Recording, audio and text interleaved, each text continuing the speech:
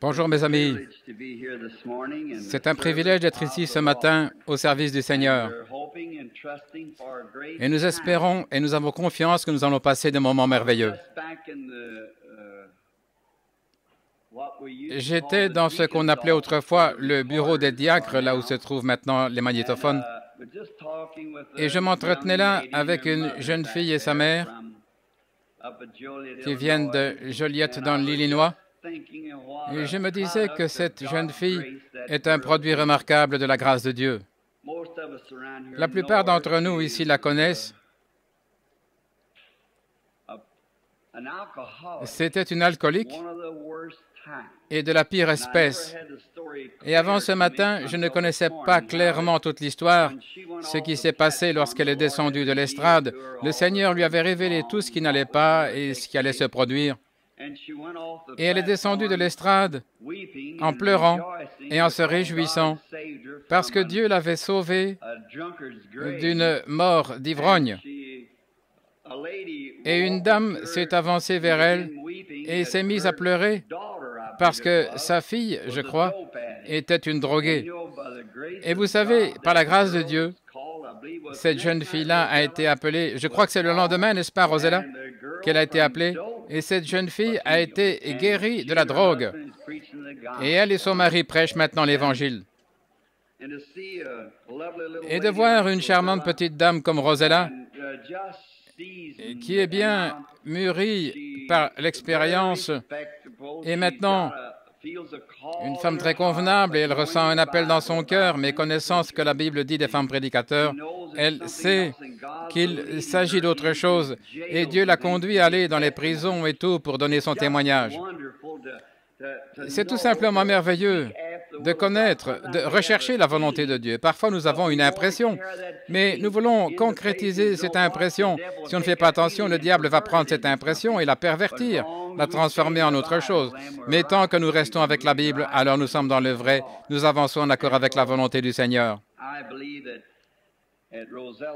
Donc, je crois que Rosella va finir par se tourner vers les champs missionnaires quelque part, parce que l'Amérique ne veut pas l'Évangile, vous le savez. Autant l'admettre que pour les anglo-saxons, c'est fini, c'est tout. L'Évangile ne sera plus reçu par l'Amérique. Oh, quelques traînards vont s'ajouter de temps à autre, mais pour ce qui est de l'Évangile, c'est terminé. Et on ne peut même pas leur prêcher, on ne peut pas leur parler, ils ne veulent rien croire, voyez. Ils ont leurs propres idées bien arrêtées, et ils sont ancrés là-dedans. Ce qui va arriver pour cette nation, c'est le jugement. Et elle va le recevoir, oui. Peut-être par une dépression, peut-être par une bombe atomique, peut-être par un grand fléau, une maladie ou quelque chose comme ça, mais elle est prête, ça approche. Des milliers de milliers tomberont. Nous sommes passés hier, frère Zabel et moi, et frère Wood, en revenant du Kentucky, où nous avions passé 3 jours, nous sommes passés près d'une cité résidentielle, frère Zabel a dit. Je ne me rappelle plus. Il n'y a pratiquement personne de cette cité qui va à l'église quelque part. Si vous les interrogez, eh bien, on a notre télévision. C'est là qu'on trouve notre réconfort, voyez. Voilà l'attitude des Américains. On a la télévision, on a beaucoup d'argent, on a de bonnes voitures, on a de belles maisons. Pourquoi est-ce qu'on aurait besoin du Seigneur? On n'a pas besoin de ça. Voilà leur attitude. À peu près la seule religion et le seul salut que nous ayons et le seul amour se trouve parmi les gens qui sont réellement saints. Vous savez, la Bible dit que cela arriverait. Et oui, et vous, les lecteurs de la Bible, je vous ai entendu crier Amen. Et le prédicateur là au fond, c'est vrai. L'amour serait pour ainsi dire absent dans les derniers jours. Le seul amour qui resterait serait celui qui existe entre les élus du peuple de Dieu. Le père serait contre la mère contre le père, les enfants contre les parents, les différentes personnes les unes contre les autres, et le seul amour qui resterait serait juste celui des élus, juste les élus. Le mot élu vient du terme qui a été élu, le peuple élu de Dieu. Et quand Rosella, dans la pièce tout à l'heure, me racontait ce qui s'était passé, je réfléchissais à ça. Elle disait que ce soir-là, quelque chose était arrivé. Et elle disait que tout au long de sa vie, elle n'aurait été qu'une alcoolique aux yeux vitreux. Pour les alcooliques anonymes, un échec. 4 médecins avaient abandonné son cas. Il n'y avait plus rien à faire. Et là, dès ce moment précis, quelque chose s'est passé. Maintenant, elle n'a plus les yeux hagards. Elle est une belle et charmante jeune femme de 33 ans, à qui on donnerait peut-être 22. De voir ce que Dieu a fait pour elle, ce qu'il a fait là, et combien son aspect a changé. Mais j'ai dit, Rosella, avant la fondation du monde, Dieu avait prévu ce moment-là. Oui, voyez-vous, c'est vrai. Et quand le brave Billy Paul, là au fond, où il se trouve en ce moment, distribuait les cartes de prière, il savait bien peu à qui il donnait une carte de prière. N'est-ce pas merveilleux, Rosella? Frère Branham, je me demande si l'Église pourrait prier afin que Dieu nous guide. Il a été si puissant. Amen. Que le Seigneur te bénisse, Rosella. Je suis sûr que nous allons le faire. Elle voudrait que l'Église prie afin que Dieu la guide pour suivre sa main immuable. Oh, c'est si bon. On m'a fait une proposition terrible ce matin. Il s'agit de quelqu'un qui est multimillionnaire, qui veut produire ici, à Louisville, dans le Kentucky, me construire un tabernacle de 5 millions de dollars. Mais quelque chose au fond de mon cœur m'a dit, « Un instant, tu n'es pas un pasteur, voyez. » Et donc, 5 millions de dollars y auraient été affectés plutôt que de devoir verser ça au gouvernement pour financer du whisky et ce genre de choses. Il veut l'investir dans un tabernacle pour le Seigneur. Mais j'espère qu'elle sera versée à un serviteur de Dieu et mise au service de Dieu. Mais c'est 5 millions de dollars qui y seraient affectés. Pensez-y. Quel tabernacle ça ferait? Tu vois comme tout ça semble séduisant, Rosella? Mais il y a quelque chose ici à l'intérieur qui dit autre chose. Tu vois? Quelque chose ici. Nous venons dans ce petit tabernacle, vous, les nouveaux venus. Ça pourrait être un endroit prestigieux ici au coin. Vous ne réalisez pas ça, mais des gens ont voulu construire et produire ce genre de bâtiment. Mais nous l'aimons tel qu'il est. Nous l'aimons tel qu'il est. Les vieux sièges sur lesquels nous étions assis à l'époque, c'étaient les vieux sièges originaux du tabernacle. Ils ont traversé l'inondation et ont flotté sur l'eau. Ma Bible était ouverte comme ça sur la chair. Elle est venue se plaquer contre le plafond et elle est redescendue avec la parole qui était là. Moi, l'Éternel, je l'ai plantée, je l'arroserai jour et nuit, de peur qu'on ne la ravisse de ma main. Dire que nous avons ramé au-dessus de cet endroit, ici, dans une barque, et elle est redescendue directement là. Les sièges sont retournés à leur place. Tout ce qu'on a eu à faire, c'est un bon nettoyage, et on a continué. Oui, nous l'aimons vraiment tel qu'elle est. Un lieu où il y a des gens ordinaires, un bâtiment ordinaire, et un Seigneur merveilleux. Amen. Maintenant, aujourd'hui, nous ne faisons que commencer à entrer dans la crème, vous savez. Une fois que le lait a été retiré, il ne reste que la crème. Et souvenez-vous, il faut le lait pour produire la crème. La crème est contenue dans le lait. Donc, nous sommes entrés dans les chapitres 1 et 2 et nous sommes en train de terminer le chapitre 3 et nous commencerons le chapitre 4 dans le glorieux livre des Hébreux. Et oh, les enseignements de ce livre! Nous pourrions rester là-dessus sur un seul verset pendant 3 mois et démontrer que toute la Bible est reliée à chaque verset de la Bible. Y avez-vous déjà pensé? Vous ne pouvez pas désigner un seul verset que nous ne puissions, par la grâce du Saint-Esprit et avec son aide, relier à toute l'Écriture de la Genèse à l'Apocalypse. Il n'y a aucun ouvrage de littérature écrit nulle part avec lequel il soit possible de faire ça. Mathématiquement, géographiquement, à tous égards, il n'y a pas un seul livre dans la Bible qui soit écrit comme la Bible. Il n'y a pas, je veux dire, un seul livre au monde qui soit écrit comme la Bible. Il n'y a rien. La pneumatique de la Bible est en harmonie parfaite. Et même les chapitres, la ponctuation et tout, c'est parfait. Aucun autre livre, on ne pourrait pas en lire un chapitre sans que ça se contredise. Mais dans toute la Bible, il n'y a pas une seule contradiction.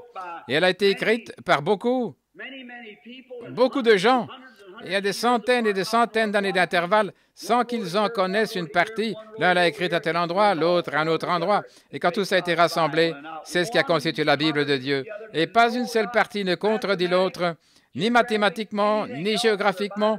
Tout le reste dans la Bible, les nombres et tout concordent parfaitement. Si cela n'est pas inspiré, je ne sais pas. Qu'allez-vous appeler inspiration? Je suis si heureux d'avoir cette vieille Bible bénie. Certains ont dit, êtes-vous catholique, protestant? J'ai dit, ni l'un ni l'autre. Je crois la Bible. C'est vrai. Je crois la Bible. Et je suis heureux que nous ayons encore la liberté de la prêcher dans ce pays. Oh, elle est merveilleuse. Et nous allons maintenant y étudier quelque chose. Et maintenant,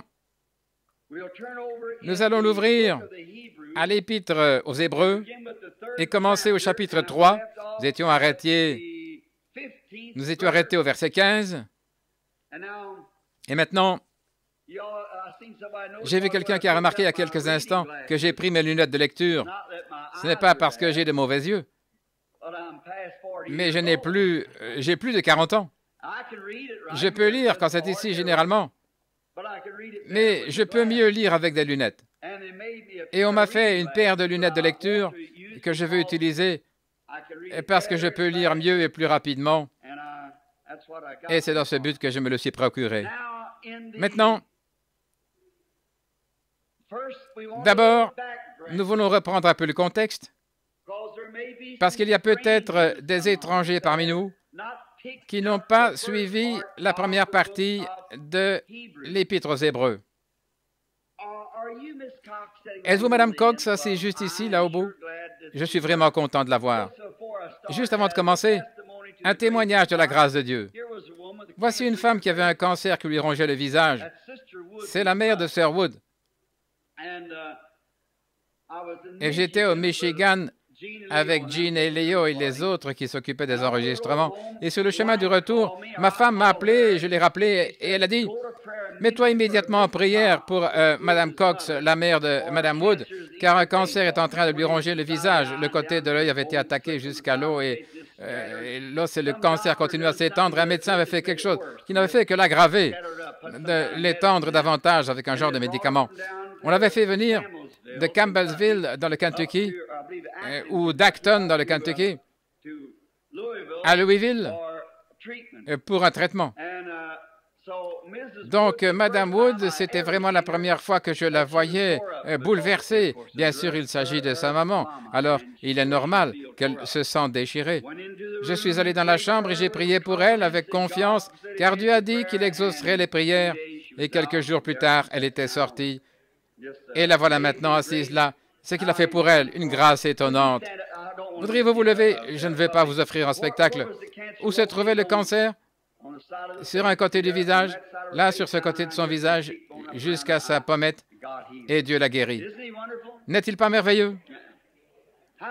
Combien étaient ici dimanche passé pour voir ce que le Seigneur a fait par suite d'une vision? Un homme, à la fois infirme et aveugle, assis ici même dans un fauteuil roulant. Et ça m'a fait mal quand l'homme âgé qui est assis ici a dit, « Frère Branham, je crois que c'était ce frère ici. » Il a dit, « Faites la même chose pour ma femme. Sa femme ici est infirme. » Mon cœur a fondu. Et j'aimerais, je donnerais tout au monde si je pouvais. Mais ce n'est pas en mon pouvoir. Par contre, c'est en mon pouvoir et en votre pouvoir de prier pour que Dieu le fasse. Sa femme est infirme, paralysée d'une main, paralysée d'un pied, semble-t-il. Et cet homme était bien plus mal en point qu'elle, parce qu'elle peut se lever et elle peut marcher un peu. Mais cet homme ne pouvait même pas faire ça. Le cerveau, le nerf principal de l'équilibre était détruit. Chez Mayo, chez beaucoup d'autres, on avait abandonné son cas. C'est un catholique qui l'avait envoyé ici, un médecin catholique. Et son garçon est prêtre à Saint-Meinrad, là-bas à Jasper, dans l'Indiana. Cela pose une fondation pour les réunions de réveil que nous aurons prochainement. Et quand il s'est levé, il a dit, « Mais je ne peux pas. » Il a regardé, il a dit, « Oui, je peux. » Il pensait qu'il ne pouvait pas voir, vous savez. Il a levé les yeux et comme il relevait la tête, voilà qu'il pouvait marcher et voir. Il a marché dans cette allée tout seul. Et ils étaient presbytériens. Lui était orthodoxe. Vous pensez qu'il n'y a que les pentecôtistes ou les gens de la sainteté qui peuvent pousser des cris de joie? Vous vous trompez. Eux, pour sûr, qu'ils en poussent des cris de joie quand ils voient arriver quelque chose comme ça. Ils s'étreignaient, ils poussaient des cris de joie. Il s'en est allé en marchant et en descendant les marches, en poussant son fauteuil roulant. Il marchait, alors que le nerf de l'équilibre ne répondait plus. Pensez-y. Il marchait comme vous et moi. Oh, il est merveilleux. Donc, Paul a écrit l'Épître aux Hébreux. Et dans cet écrit aux Hébreux, et avant qu'il écrive ses livres, nous avons vu, maintenant ceci est une classe d'école du dimanche et je vais essayer de veiller à ne pas prendre trop de temps. Nous aurons aussi les services, nous continuerons ce soir si le Seigneur le veut. Maintenant, dans l'Épître aux Hébreux et dans les autres épîtres de Paul, qui était Paul? C'était un Hébreu loyal, ferme, un érudit et un grand docteur de l'Ancien Testament. Il avait été instruit par l'un des hommes les plus doués de son époque. Que quelqu'un me dise comment il s'appelait? Gamaliel, l'un des plus grands docteurs de son époque. Et Paul avait été instruit aux pieds de Gamaliel. Il y a quelque chose là. L'endroit que vous fréquentez, l'église que vous fréquentez et le docteur qui vous enseigne. Le saviez-vous? Ça a de l'importance. C'est pourquoi on devrait chercher le meilleur qu'on puisse trouver afin de recevoir ce qu'il y a de mieux, non pas en raison du côté social et tout, mais du véritable enseignement biblique. Regardez, une fois, là, Israël était parti dans le désert avec ses armées. Ils avaient fait une marche de 7 jours et ils ont manqué d'eau, ils étaient sur le point de périr. Ils ont dit, « Oh, s'il y avait un prophète à proximité! » Et l'un a dit, « Nous avons ici Élisée. Il versait de l'eau sur les mains d'Élie. » Vous voyez qui il avait côtoyé? Autrement dit, voici Élisée qui a côtoyé Élie. La parole du Seigneur est avec lui. Vous saisissez? Il avait été bien enseigné.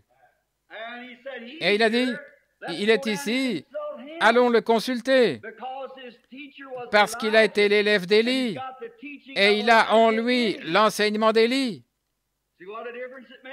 Vous voyez la différence? C'est sûr. Nous voulons être enseignés. Donc, Paul avait l'enseignement de Gamaliel. Et Gamaliel a été le grand homme qui a fait ce choix. Étant un érudit lui-même, quand tout ce remue-ménage au sujet de l'Église primitive a commencé, il a dit, « Ne touchons pas cela, frère. Si cette chose ne vient pas de Dieu, elle se détruira de toute manière. Mais si elle vient de Dieu et que nous la combattons, nous nous retrouverons en train de combattre contre Dieu. » Oui, il avait reçu de bons enseignements. Paul avait été l'élève de cet homme. Et ce dernier savait que Paul était un grand docteur. Donc un jour, alors qu'avec un cœur honnête, il persécutait l'Église, il se rendait là pour arrêter ces gens. Maintenant, présentons un autre point que nous voyons en Paul avec notre contexte. Quand Judas est tombé à cause de sa transgression, à cause de l'amour de l'argent et de l'orgueil de la vie, il a été déchu de la grâce et il est allé en son lieu. Et les disciples ont dit, il faut être 12. Et l'Église, avec toute sa dignité, pour vous montrer ce qu'est l'Église, avec toute sa dignité et toute sa puissance, elle est encore des millions de kilomètres loin de la chose, même au milieu de sa forme. Ils ont dit, il nous faut choisir quelqu'un parmi nous qui prendra sa place. Et ils ont choisi, en tirant au sort, Matthias. Matthias, je crois, Matthias ou Matthias. Et après qu'ils l'ont choisi et mis avec les 12, avec les 11, ce qui a constitué les 12, Il n'a absolument rien accompli. C'est la seule fois où on trouve son nom mentionné dans les Écritures. Ça, c'était l'Église qui avait fait son choix à elle. Ils ont pensé, c'est un homme bien élevé, sans aucun doute. C'est un homme merveilleux. C'est un érudit. Il est intelligent. Il est instruit. C'est une personne merveilleuse. Il pourrait prendre la place de Judas et être l'un des nôtres. Mais vous savez, Dieu parfois, à notre avis, certains des choix les plus insensés. Voilà, Dieu a vu un petit juif au nez crochu, colérique au possible, la bouche tordue. Je vais aller là-bas, les arrêter tous. Je vais les jeter en prison, je vais faire ceci. Ça, c'était le choix de Dieu. Les autres avaient choisi un érudit et un diplomate. Mais ça, c'était le choix de l'Église. Vous voyez, vous ne savez pas qui est la personne là, devant l'autel. Vous ne savez pas qui est la personne à qui vous témoignez en prison ou ailleurs. Il peut avoir l'air d'un boxeur, les oreilles en chou-fleur, les paupières écorchées, mais vous ne savez pas qui c'est. Vous faites simplement ce que vous devez faire, c'est tout. Donnez-lui la parole. C'est Dieu qui fait le choix. Et Dieu, c'est ce petit juif colérique qu'il choisit, ou plutôt qu'il a choisi. Il était en chemin. Je vais aller les attraper là-bas. Je vais leur montrer de quoi je suis capable. Et Dieu l'a jeté par terre. Dieu a dit, voilà, ça c'est mon choix. Ne serait-ce pas insensé, ça, aux yeux de l'Église? Mais enfin, il persécute l'Église. C'est un homme charnel. Mais Dieu savait ce qu'il y avait à l'intérieur de l'homme. Voyez-vous ce que je veux dire? Donc, Paul a eu une expérience. Combien croient qu'avec la conversion vient une expérience? Bien sûr. S'il n'y a pas eu d'expérience, j'ai lieu de douter de la conversion. La conversion amène avec elle une expérience. Et attention, vous ne pouvez pas la limiter à une chose en particulier. Parfois, on pourrait pousser des cris de joie, parfois parler en langue, parfois on pourrait pleurer, parfois on pourrait gémir. Vous ne savez pas ce que ce sera. Alors n'essayez pas de la limiter à une seule chose, parce que vous tous qui l'avez fait, vous êtes trompés, vous les méthodistes, les baptistes, nazaréens, les pentecôtistes. J'ai vu des gens pousser des cris de joie à plein poumon, et ils vous faucheraient vos fausses dents en or s'ils le pouvaient. Oui, monsieur. J'ai vu des gens parler en langue comme si on versait des pois sur une peau de vache desséchée, et parole d'honneur avec une chique de tabac de l'autre côté de la bouche, et ils vous couperaient la gorge s'ils le pouvaient. C'est vrai. Alors, ces choses n'ont rien. Aucun signe ne peut servir de preuve si ce n'est la vie que la personne mène. C'est à leurs fruits que vous les reconnaîtrez. Donc, tout dépend entièrement de Dieu. C'est lui qui fait le choix. C'est lui qui fait concourir toutes choses. Voilà. Alors, si votre vie concorde avec les fruits de la Bible, c'est que vous avez une assez bonne conception. Si votre esprit rend témoignage par son esprit que vous êtes fils et filles de Dieu, toutes les choses mauvaises sont parties, tout est devenu nouveau. Vous vivez dans l'amour, vous avez la paix et la grâce. Alors vous êtes près du royaume. En effet, c'est la vie qui est en vous qui produit cette sorte de vie-là. Si vous dites « Oh, alléluia, j'ai parlé en langue, alléluia », ça ne veut rien dire. Ça ne veut rien dire, pas plus que si vous étiez venu jouer ici un air à la guitare ou quelque chose comme ça. Ça ne veut absolument rien dire. Vous auriez beau avoir parlé en langue, pousser des cris de joie, couru d'un bout à l'autre de l'allée, verser des larmes comme si vous avez pelé des oignons, ça ne veut rien dire. Rien du tout. À moins que votre vie de tous les jours ne le confirme parfaitement, qu'elle ne dévie pas de cela. Maintenant, si vous faites ces choses, plus que vous menez cette vie, alors amen, c'est bien, c'est bon. Mais vous pouvez faire ces choses sans avoir cette vie. Et donc, ni pousser des cris de joie, ni aucune de ces choses ne sont une preuve. Jésus a dit, c'est à leurs fruits que vous les reconnaîtrez. Et le fruit de l'esprit, ce n'est pas le parler en langue, ce n'est pas le fruit de l'esprit. Pousser des cris n'est pas le fruit de l'esprit. Pleurer n'est pas le fruit de l'esprit. Mais l'amour, la joie, la paix, la patience, la bienveillance, la bonté, la foi, la douceur, la tempérance, voilà les fruits de l'esprit. Voilà ce que sont les fruits de l'esprit. Très bien. La raison pour laquelle nous avons ces choses, c'est que les gens aiment former des organisations, vous voyez. Oh, Dieu soit béni. Tous ceux qui croient comme nous irons dans cette direction. Mais Dieu, lui, il veut que tous aillent dans cette direction-ci, directement vers le haut. Paul, après avoir eu cette expérience, il se disait que c'était une expérience merveilleuse. Maintenant, rappelons-nous un peu cette expérience. Paul était en route vers Damas pour arrêter des gens là-bas parce que l'Évangile s'était répandu jusque-là. Évangile signifie la bonne nouvelle. Et donc, ils avaient été dispersés jusque-là et bien des gens se levaient, remplis d'amour et de joie, et aimaient le Seigneur Jésus. L'Évangile s'était répandu par là. Alors Paul s'est fait donner des lettres par le souverain sacrificateur. Il a dit, je vais aller là et je vais tous les arrêter. Il a pris avec lui une petite troupe de gardes, des gardes du temple, des soldats, et il s'est mis en route. Pendant qu'ils étaient en marche sur la route, lui qui savait tout ce qui allait se passer, tout à coup, il s'est passé quelque chose. Tout à coup, une grande lumière est apparue devant lui. Une grande lumière. Elle brillait comme le soleil. Voilà un événement étrange. La lumière a brillé si fort qu'il en a presque perdu la vue. Et il est tombé par terre. Et alors qu'il était étendu par terre, il a levé les yeux. Il y avait probablement 10 ou 15 hommes avec lui. Est-ce que l'un de ces hommes a vu cette lumière? Non. Paul, lui, l'a vue. Elle n'était pas destinée à être vue par ces hommes. Donc, certaines personnes peuvent voir des choses que d'autres ne voient pas. Voyez? Alors, Paul a vu cette lumière à tel point qu'elle l'a même aveuglé. Il a été privé de la vue pendant plusieurs jours. C'est une telle réalité pour lui. Il a été privé de la vue pendant plusieurs. À cause de ça, plus tard, quand il a écrit des épîtres, ses yeux le dérangeaient tellement qu'il écrivait avec de très grandes lettres. Il a dit, « Voyez avec quelles grandes lettres je vous ai écrit. » Il avait de la peine à voir. Il était en prison. Et il a demandé au Seigneur de le guérir. Et il a consulté 3 fois. Mais qu'est-ce que le Seigneur lui a dit?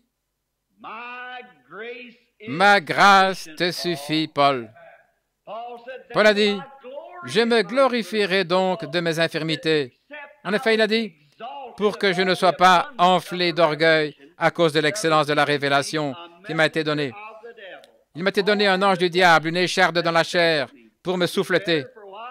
Il allait mieux pendant quelque temps et puis ça recommençait. Souffleter, ça veut dire coup sur coup. Comme le navire en mer, vous savez, les vagues le soufflettent, voyez-vous, coup sur coup. Et puis il allait mieux, et puis ça le reprenait. Il allait mieux, et ça le reprenait. Il a dit, « Seigneur, qu'est-ce qui se passe? Tu t'éloignes. Pourquoi n'éloignes-tu pas ça de moi? » Ma grâce se suffit, Paul. Continue à avancer. Maintenant, si j'étais vraiment parfait, que tout soit parfait, il a dit, alors à mesure que j'avancerai, je m'enflerai d'orgueil et je dirai, vous voyez, je n'ai aucun problème, le Seigneur prend soin de moi. Alors, voyez-vous, vous avez votre propre justice. Dieu doit vous donner un petit quelque chose de temps en temps pour vous adoucir un peu, en quelque sorte, voyez. Pour vous faire réaliser que c'est lui le patron. Oh, n'est-il pas merveilleux?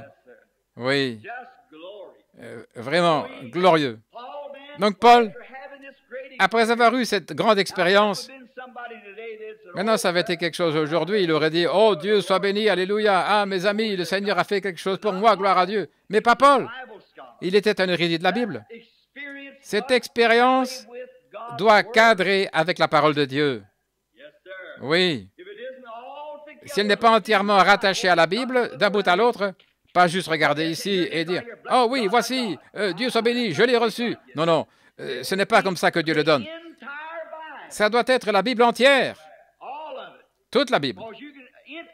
Les incrédules utilisent cette Bible comme terrain de discussion. Ils prennent un petit passage ici et vont ensuite prendre un autre petit passage et ils cherchent à les relier. Et ce sont 2 sujets totalement différents. Mais vous devez faire concorder l'Écriture avec l'Écriture. Comme Ésaïe a dit au chapitre 28, ça doit être ligne sur ligne. Ligne sur ligne. Un peu ici, un peu là. Retenez ce qui est bon. Oui, c'est comme ça que ça doit venir. Ligne sur ligne, règle sur règle, parole sur parole, écriture sur écriture. Tout doit être compilé ensemble. Voilà pourquoi je pense que ces leçons, comme nous faisons maintenant, c'est quelque chose d'extraordinaire pour l'Église, parce qu'elles permettent de montrer que toutes les Écritures sont reliées entre elles. Et notre expérience doit s'accorder avec l'Écriture. Oh, voilà, c'est ça. Sinon, alors c'est faux. Et dire que j'ai marché pendant des années sans savoir ce qu'était cette lumière qui a jeté Paul à terre. Alors que le monde extérieur, les Écritures, les gens, les prédicateurs essaient de me dire, ça c'est du diable. Tu seras à 10 heures de bonne aventure. Tu seras un spirit. Ne touche pas à ça, Billy. Il y a quelque chose qui cloche. Ne fais surtout pas ça, mon garçon. C'est faux, c'est du diable. Eh bien, tu serais un médium, un spirit. C'est du diable. Ce n'est pas bien. Je ne voulais pas prêcher ça. Mais là, sur le chemin de Damas, Paul non plus ne voulait pas prêcher ça avant d'avoir vu si c'était vrai ou pas. Alors, il est parti en Arabie pendant 3 ans et il a étudié les Écritures. Oh, et quand il est revenu, il a dit, maintenant, essayez de m'enlever ça. Il savait qu'il lui fallait affronter les pharisiens, il lui fallait affronter les sadducéens, il lui fallait affronter le monde et le monde des païens. Ainsi, Paul, cette Bible est écrite, cette épître aux Hébreux est écrite dans ce but. Il secoue ces Hébreux. Il prend l'Ancien Testament et le montre ici dans le Nouveau Testament. Ça, c'est Dieu, dit-il. Et voici, c'est surtout les prophètes et tout. Il débute là, au commencement, au chapitre 1er, nous avons vu. Car Dieu, autrefois, il y a très longtemps, à plusieurs reprises et de plusieurs manières, il a parlé au Père par les prophètes. C'est comme ça que Dieu a porté son message, testé par le Rim Tumim. Mais en ce jour-ci, il nous a parlé dans son Fils Jésus-Christ, testé par sa Bible. Voilà, vous y voilà. Alors ces expériences dont le monde dit, oh, c'est mental, personne. Quand cet ange est apparu, cette lumière-là, à la rivière, quand j'ai prêché mon premier réveil ici au coin de la rue, et que nous avons baptisé tous ces gens, je crois, frère Fleeman, que vous étiez peut-être, je ne sais pas si vous êtes, combien étaient là lorsque la lumière est apparue là à la rivière? Les anciens? Oui? Quand elle est descendue là, au fleuve. Et les gens ont dit, ce n'était qu'une illusion d'optique. Un grand nombre d'entre nous se tenaient là à la regarder. Et voici qu'elle est descendue. Et puis, des années plus tard, Dieu a prouvé qu'elle était vraie par l'œil mécanique de la caméra. C'est vrai. Est-ce que c'est de la fiction? Est-ce quelque chose? Non, monsieur. Nous trouvons ici même dans la Bible, et nous vous le montrons, c'est le même Seigneur Jésus. Il fait la même chose. Ses actions sont les mêmes. Sa puissance est la même. Regardez dimanche passé. Étendu sur mon lit là-bas, je n'avais jamais vu cet homme de ma vie. Je suis venu et j'ai dit, il y a un homme au tabernacle et il a les cheveux gris, les cheveux noirs, il grisonne, il est aveugle, il ne peut pas marcher, il est dans un fauteuil roulant. Un homme aux cheveux noirs l'a envoyé ici.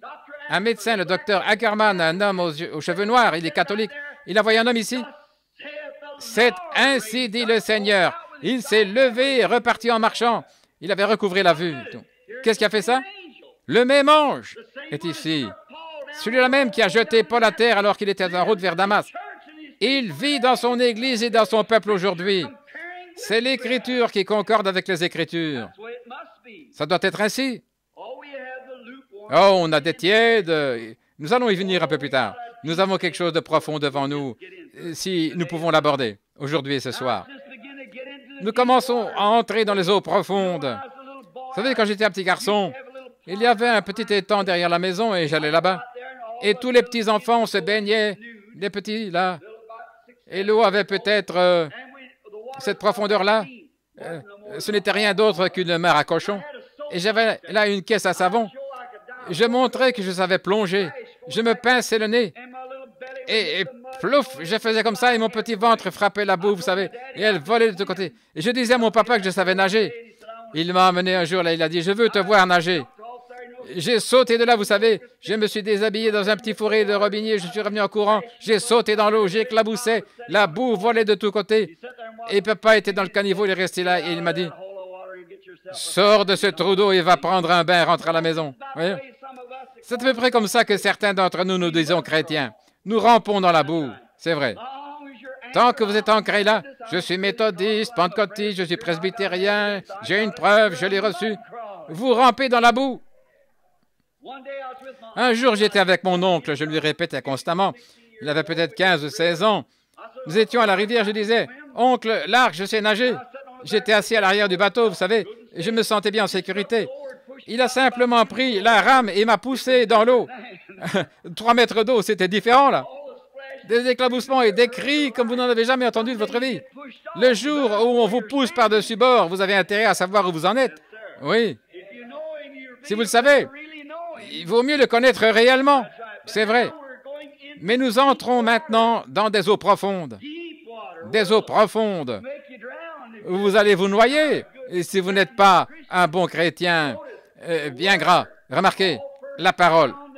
Paul a d'abord découvert, il s'est reporté à l'Ancien Testament, et là, il a vu l'expérience qu'il avait vécue. Et qu'est-ce qui m'a jeté par terre? C'était une lumière. Une grande lumière qui était là, qui brillait comme le soleil, là, devant son visage. Il a dit, « Saul, Saul, pourquoi me persécutes-tu? » Il a dit, « Seigneur, qui es-tu que je persécute? Je suis Jésus. » Je croyais qu'il était un homme avec des cicatrices aux mains. Et on prétend qu'il apparaît dans des réunions maintenant avec des marques de clous dans les mains et à la tête. Non, non, pas ce corps-là. Pas dans ce corps-là. Il est maintenant une lumière. Saul, quand il était ici sur la terre, il a dit, « Je viens de Dieu, je retourne à Dieu. » Il était l'ange qui, dans cette lumière, a conduit les enfants d'Israël, leur a fait traverser le désert, et il est retourné à cette même lumière, et Paul l'a vu dans l'Ancien Testament. Il a dit, « Je suis Jésus, l'ange de l'Alliance. » Et il s'est fait chair pour nous racheter. Il n'a pas pris la forme des anges. Nous l'avons vu dans le chapitre précédent de notre étude. Il n'a jamais pris la nature des anges, mais il était la postérité d'Abraham pour qu'il puisse se faire connaître, pour que les hommes voient Dieu. Amen. Maintenant, il dit, « Je retournerai à cela. » Et quand Paul l'a vu, il a dit, « Bien sûr, c'était lui. » C'était lui. Pierre avait une expérience une nuit pendant qu'il priait. Cette même lumière est entrée dans le bâtiment. Elle a ouvert les portes devant lui. Il est sorti là dans la rue. Et Pierre croyait rêver. Il était tellement loin. Il ne savait pas ce qui s'était passé. Il a dit, « Est-ce que je viens de me réveiller? Mais je suis ici dans la rue. » Il est allé chez Jean-Marc et la jeune fille a ouvert la porte, une petite dame qui se trouvait là, qui participait à une réunion de prière. Quelqu'un frappait à la porte, elle va ouvrir la porte. Oh, elle dit, « Voici Pierre qui arrive. Vous êtes en train de prier pour qu'il sorte de prison. » Et le Seigneur l'a délivré. Oh, ils ont dit, « Oh, Seigneur, délivre-le. » Mais, dit-elle, il est à la porte et il frappe. Pierre continue à frapper. « Laissez-moi entrer. » Oh, dit-elle, c'était Pierre. À cette époque, ils ont toujours une petite barre transversale qu'on tire, une petite trappe qu'on relève pour regarder à l'extérieur. Vous voyez, avant de faire entrer quelqu'un, il faut savoir qui est à la porte. Parce qu'il y avait des brigands. Si vous ouvriez la porte, ils vous tuaient. Donc, elle a dit, c'est Pierre. Ils ont dit, oh là là, il est mort, c'est son ange qui est là, vous voyez. Il est déjà dans son corps glorifié. Vous savez, cette théophanie. Vous vous rappelez, nous en avons parlé du gros diamant. Savez-vous qu'il reflétait la lumière, qu'il est retourné là? Si cette tente où nous habitons sur la terre est détruite, nous en avons eu une qui nous attend déjà. Et il croyait que Pierre était mort, qu'il avait laissé son corps et qu'ils allaient devoir l'ensevelir quelques jours plus tard, qu'il était entré dans son, pas son corps glorifié, mais dans sa théophanie, le corps qui est déjà préparé. Ce corps n'aurait pas pu vous serrer la main. Ce corps n'a pas de main qui puisse se serrer, mais c'est un corps qui est à l'image de l'homme. Il est venu, il frappait à la porte. Et elle a dit, non, c'est Pierre, il est là. Il a ouvert la porte, il est entré. Il était là. Pierre avait été délivré par cette lumière. Maintenant, tout comme l'Église primitive, comme Paul dans l'Église primitive, a vu cette lumière de Dieu, celle qui a brillé sur Paul, Voici que la même chose est descendue. Maintenant, les gens peuvent dire quelque chose, mais ce n'est pas vrai pour autant. Mais quand Dieu prouve quelque chose, c'est par l'œuvre qui est produite qu'il le prouve, et il y a aussi l'appareil photo qui le prouve. Et ce que le Seigneur a accompli a prouvé de façon absolue et infaillible qu'il s'agit bien de Dieu. Par les Écritures, par ses actions, par l'expérience. Mais les gens refusent d'écouter. Regardez dans ce tabernacle. Maintenant, souvenez-vous, vous le savez, nous ne cherchons pas à avoir des foules ici. De toute manière, nous n'avons pas la place pour les mettre. Mais regardez, une réunion de ce genre, où nous nous rassemblons dans ce but, devrait attirer toutes les villes avoisinant. Mais les gens sont morts. Ils sont absolument morts. Ils ont des yeux, mais ils ne voient pas. Vous dites, mais frère Branham, pourquoi ne vont-ils pas chez le docteur pour corriger la vue? Il ne peut pas corriger cette sorte de vue-là. Jésus a dit, si vous me connaissiez, vous connaîtriez aussi mon jour. Il a dit, pharisiens aveugles, vous savez discerner l'aspect des cieux, mais les signes du temps, vous ne pouvez pas les discerner. Et ça passe au-dessus de votre tête, écoutez. Regardez les signes au milieu desquels nous vivons. Il ne s'agit pas de quelque chose. Je suis moi-même qu'un homme. Je ne suis même pas ce qu'on appelle un prédicateur. Je n'ai pas d'instruction. Je ne corresponds pas à ce qu'on appelle un prédicateur. Et nous sommes des gens pauvres. Regardez dans quel bâtiment nous sommes. Regardez les cathédrales ce matin. Mais regardez où Dieu se trouve. Voilà la chose. De même, Moab se trouvait là, dans toute sa splendeur et sa beauté, tandis qu'Israël était sous des tentes. Mais où Dieu se trouvait-il? Il y avait une bande de petits exaltés là qui commettaient toutes sortes de mauvaises actions. Mais Balaam, leur évêque, a manqué de voir ce rocher frappé, ce serpent d'airain, cette colonne de feu. Ses yeux étaient aveuglés. Il ne pouvait pas le voir. Il a dit, ils ne font qu'imaginer ça. Mais il était bien là. Dieu soit béni. Il est ici. Dieu est ici. Et il fait la même chose que ce qu'il a fait dans le passé. Et il veut. Nous voyons l'Écriture concorder avec l'Écriture. Dieu ne s'est jamais représenté sous une forme grandiose sur la terre. Au contraire, il a toujours habité au milieu des gens ordinaires et humbles. Et le voici ce matin, il fait la même chose. L'Écriture confirme cela. L'appareil photo confirme cela. La raison pour laquelle je me réfère à cette photo, ce n'est pas parce que je suis dessus. Moi, je ne suis qu'un pécheur, sauvé par grâce, comme vous. Mais ce que j'essaie de dire, c'est que c'est sa présence à lui avec nous. Et c'est ça la chose essentielle. Même s'il avait fait de moi un Élisée incarné, si vous n'aviez pas la foi pour le croire, vous n'en retiriez pas aucun bienfait. Il est venu chez les siens et les siens ne l'ont pas reçu. C'est pour cette raison que dans la ville aujourd'hui, je pourrais commencer un réveil ici, dans un grand bâtiment, quelque chose comme ça. On ne pourrait jamais amener beaucoup de gens à y croire. Ils ne croiront tout simplement pas, ils ne le peuvent pas. Leur jour est passé. Cette même leçon ce matin, en Afrique, produirait probablement 10 000 âmes pour Christ. Alors qu'ici ce matin, il y aura peut-être un pécheur présent ou quelque chose comme ça, un rétrograde. On a déjà ratissé tous les coins et recoins pour atteindre la plupart. Et c'est tout. Mais ce que nous voulons dire, c'est que l'Écriture concorde avec l'Écriture, quelle que soit la grandeur de l'expérience. Si elle ne concorde pas avec l'Écriture, elle est fausse. Le rim tumim. Peu importe que ce soit un bon prophète, s'il parlait et que la lumière ne brillait pas sur le rim tumim, c'était faux. Bien que le songe ait semblé excellent, si le rim tumim ne s'illuminait pas, c'était faux. Quand ce sacerdoce a pris fin, Dieu a élevé sa Bible. Paul a dit, si un ange du ciel venait, Galates 1:8, et annonçait un autre évangile que celui que je vous ai déjà prêché, qu'il soit anathème, maudit. L'ange du ciel a dit à Jean, le révélateur, et c'était Dieu lui-même, moi, Jésus, j'ai envoyé mon ange pour confirmer ou pour montrer ces choses. Il a dit, Si quelqu'un y ajoute un mot ou en retranche un mot, celui-là sera lui-même retranché du livre de vie. Voilà, c'est ça, la Bible. Par conséquent, ces expériences et ces choses qui se produisent parmi nous, si elles n'étaient pas confirmées par la parole de Dieu, elles seraient fausses. Peu m'importe ce qui arriverait, elles seraient fausses.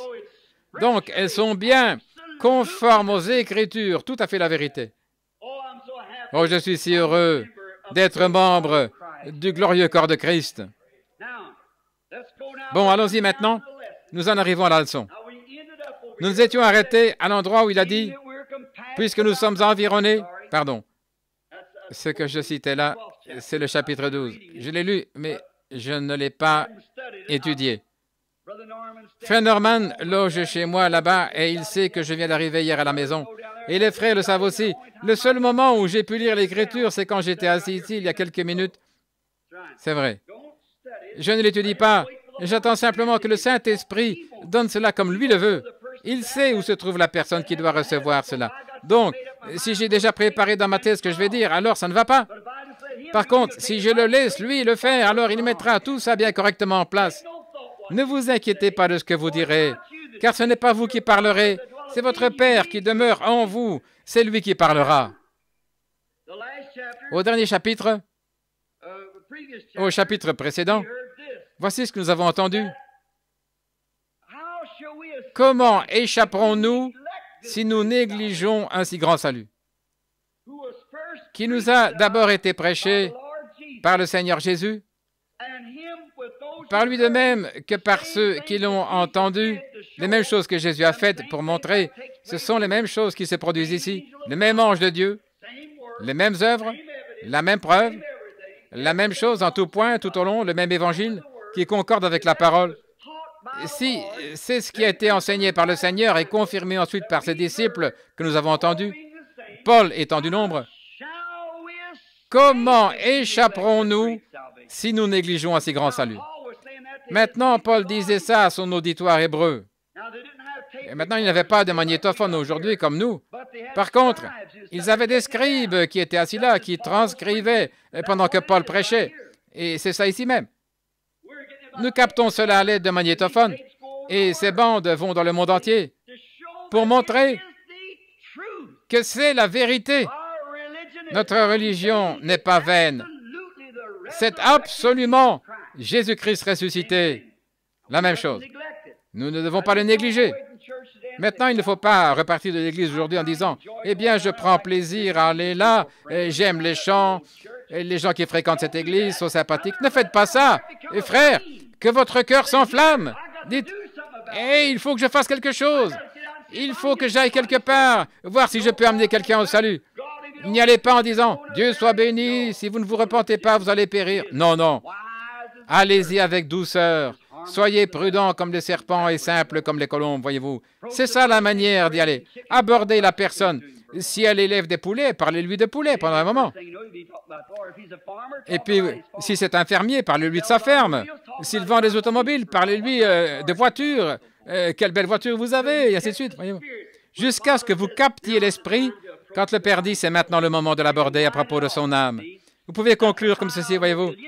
Et ça, c'est une bonne automobile, vous voyez. Les moyens de transport aujourd'hui sont devenus formidables. Et comme les nations ont été rapprochées, et les villes de nos nations ont été rapprochées, les amis et les mères, on peut se rendre visite. Vous savez, c'est quelque chose de merveilleux d'avoir des automobiles comme celles que vous vendez. Oui. Vous savez, en tirant des bouffées de son cigare ou autre. Ouais, ça, ce sont de bonnes voitures. Avez-vous déjà songé à ce que les gens d'autrefois auraient pensé en voyant quelque chose comme ça? Continuez à parler comme ça, vous voyez. Et au bout d'un moment, il dira, « Ouais, c'est tout à fait. » Vous savez, et autre chose, ça donne la possibilité. Comme pour les réunions de réveil, les gens peuvent traverser rapidement le pays pour assister à des réunions de réveil. Vous voyez, vous ouvrez le chemin continuellement. Et si vous sentez quelque chose bloque le passage, arrêtez tout de suite.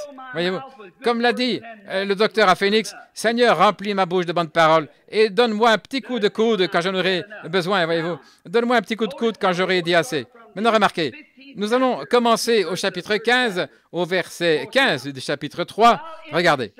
Pendant qu'il est dit, « Aujourd'hui, si vous entendez sa voix, n'endurcissez pas votre cœur, comme au jour de la révolte. Maintenant, observez, c'est Paul qui parle. Il a dit, aujourd'hui, si longtemps après, nous allons approfondir ça un peu plus tard. Aujourd'hui, si longtemps, ça vient au chapitre suivant. Si longtemps après.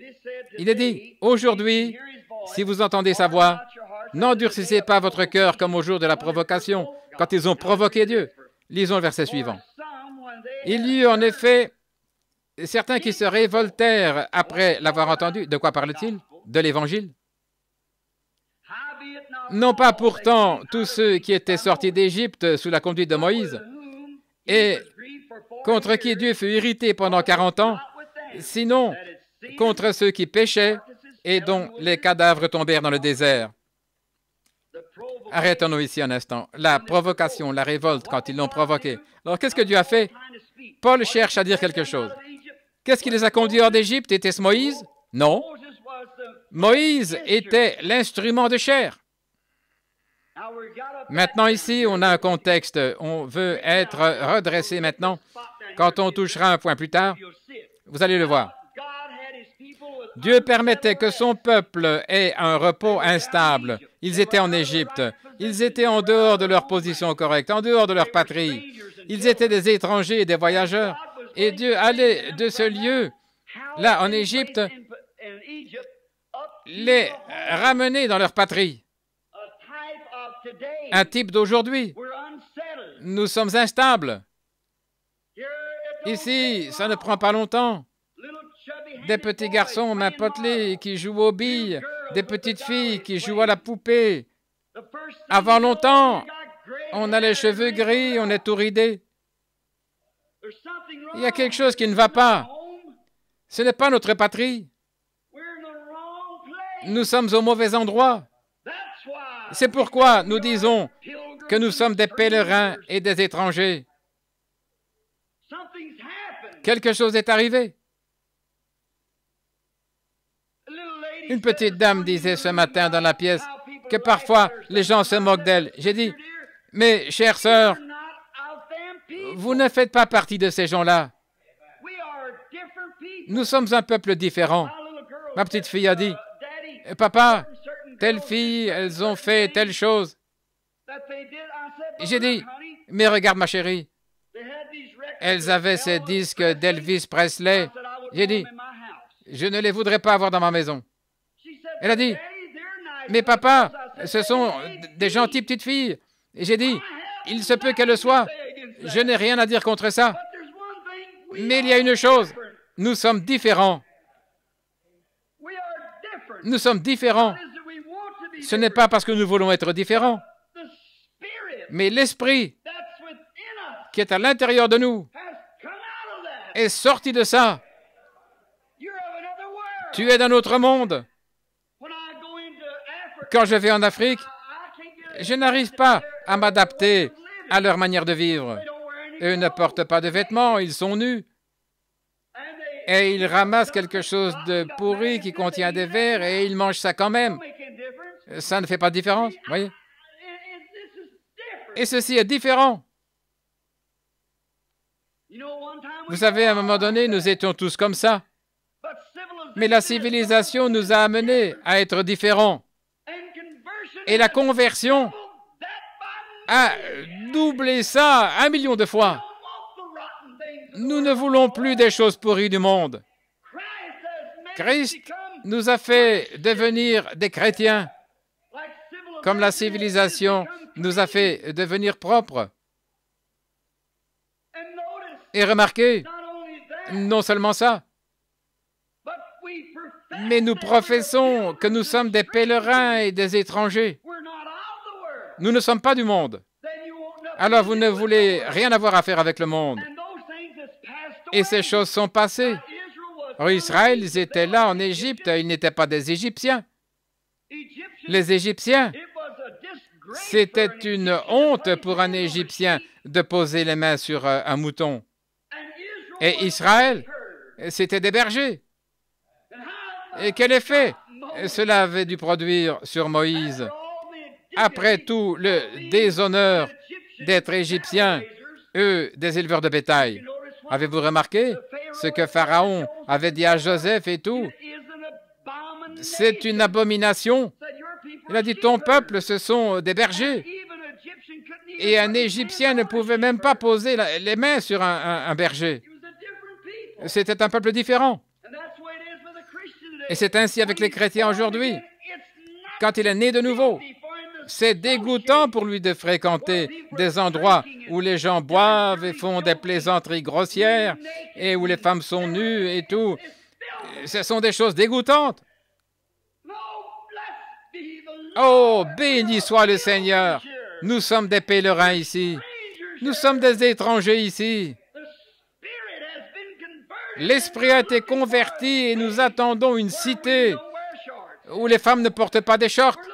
Nous attendons une cité où il n'y a pas de taverne à bière. Nous attendons une cité où la justice habitera. Ainsi, nous sommes des pèlerins. Dieu est descendu dans une grosse boule de feu, semblable à un halo. Il est descendu dans un buisson. Il a commencé à se révéler à Moïse.